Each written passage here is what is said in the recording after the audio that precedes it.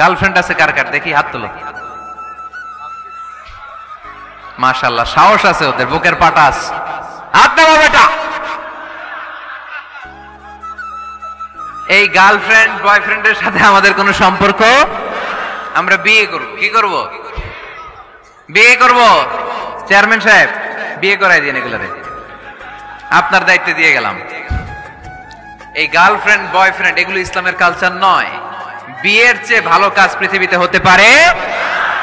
বিয়ে করতে গেলে বাপে বলে আগে নিজের পায়ে দাঁড়া। তো এতদিন ও কার পায়ে দাঁড়াইছে? ছেলে মেয়েদেরকে সাহস দেন, ছেলেও পড়বে। ওই যে একজন চিল্লান দিয়ে উঠছে, ওর কমন পড়ছে, কমন পড়ছে। মাশাআল্লাহ।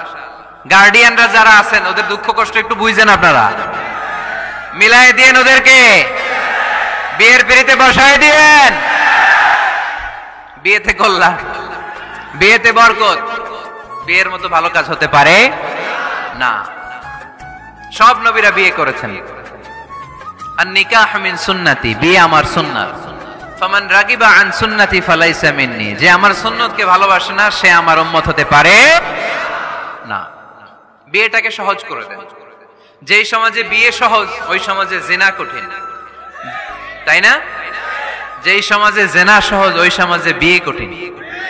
আমাদের সমাজে জিনা করা সহজ, বিয়ে করতে লাগে 10 লাখ, জিনা করতে লাগে 1000, ঠিক কি না? 10 লাখ টাকা ছাড়া বিয়ে করা যায় না। এটা লাগবে, ওইটা লাগবে, এই দাও, ওই দাও, মোহর দাও, বিশাল অঙ্কের মোহর। 10 লক্ষ টাকা ধার্য না করলে মেয়ে দিবে না, এরকম আছে না নাই? না, এগুলো আসলে ইসলামিক কালচার না। ছেলের বাবা মেয়ের বাবা উভয়কে আমি বলি বিয়েটা সহজ করে দেন, সহজ করে দেন।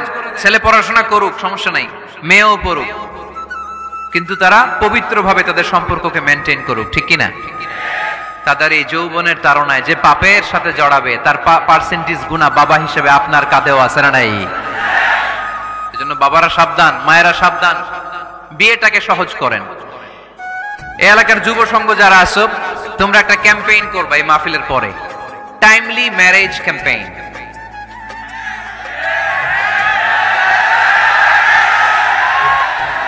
Timely marriage campaign.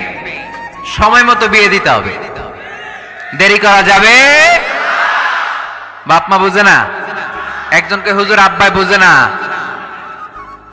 গার্ডিয়ান যারা আছেন একটু সদয় হন।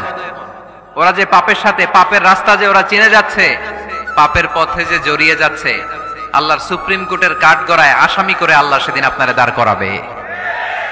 আল্লাযীনা হুম লিফুরুজিহিম হাফিজুন, they guard their private। মুকদ্দমাতুল হারামে হারাম, এট এ গ্ল্যান্স। একটা নারীর দিকে চোখ পড়ে যাওয়া এটা হারাম না, কিন্তু এই চোখ পড়ার কারণে এটা জিনার দিকে নিয়ে যাবে, এজন্য এটাকেও হারাম করেছে কে?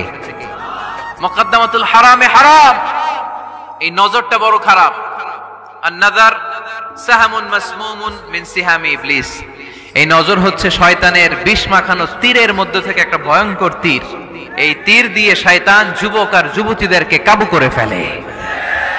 আমরা শয়তানের হাতে ধরা দিতে চাই না, আমরা বিয়ের মতো পবিত্র বন্ধনে আবদ্ধ হতে চাই, ঠিক কি না?